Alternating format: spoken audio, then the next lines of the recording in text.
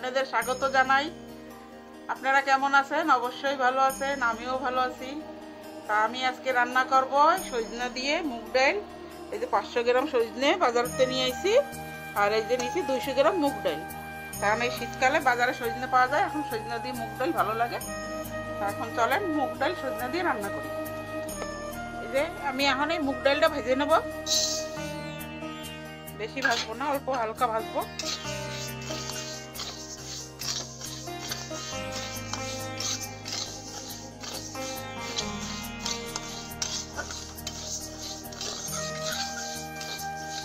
নেড়ে ছেড়ে ভেজে নেবো, ভেজে তারপরে জল দিয়ে ধুয়ে নেবো। এই যে আমার ডালটা ভাজা হয়ে গেছে, এখন আমি এই ডালটা জল দিয়ে ধুয়ে নেবো। ডালের ভিতরে জল দিয়ে দেবো।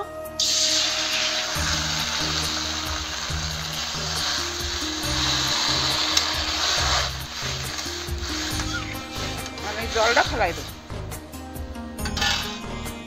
এই ডালটা ধুয়ে নিছি ভালো করে, এখন এতে জল দিয়ে দেবো।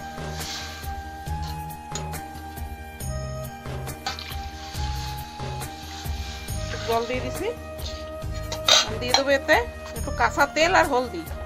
তেল দিলে ডালটা জলদি ফুটেও যাবে, আর হলদি দেয় ভালো সুন্দর ডাইলে কালার আসবে। 1 চামচ হলদি দিয়ে দেবো, ডালটা ভালো করে ফুটাই নেব।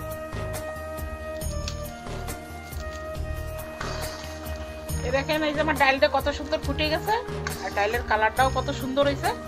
এখন আমি এই ডাইলে দিয়ে দেবো অল্প একটু জল। জল দিছি, আর দেবো না, আমি দিয়ে দেবো এই যে সজনে কাটে ধুয়ে রাখছি, আর এই যে কটা কাঁচা লঙ্কা এ দিয়ে দেবো।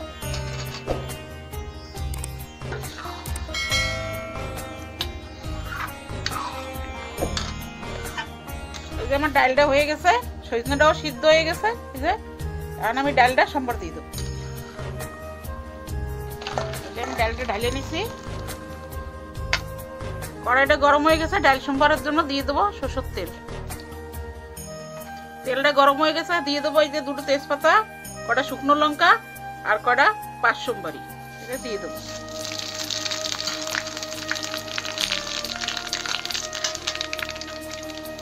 আমি দিয়ে দেবো এর ভিতরে এই যে 2টো টমেটো কেটে নিয়েছি, টমেটো। সরষের ডালে একটু টমেটো দিলে খেতে ভালো লাগে, ডালটা স্বাদও হয়, খাইতেও অনেক ভালো লাগে।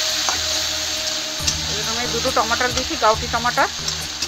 এর ভিতরে দিয়ে দেবো অল্প একটু হলদি আর অল্প একটু লবণ। টমেটোটা সিদ্ধ হবে, সেই জন্য অল্প একটু লবণ দিচ্ছি স্বাদ অনুসারে, আর অল্প একটু হলদি।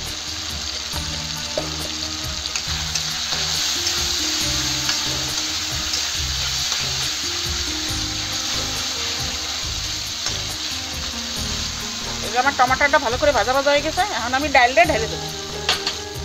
ডালটা ঢেলে দিচ্ছি।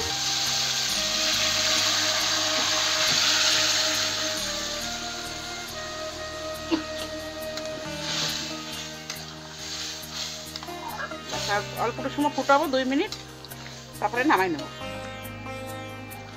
ডালটা হয়ে গেছে, আমি এখন এই ডাইলে অল্প একটু দেবো ধনে পাতা।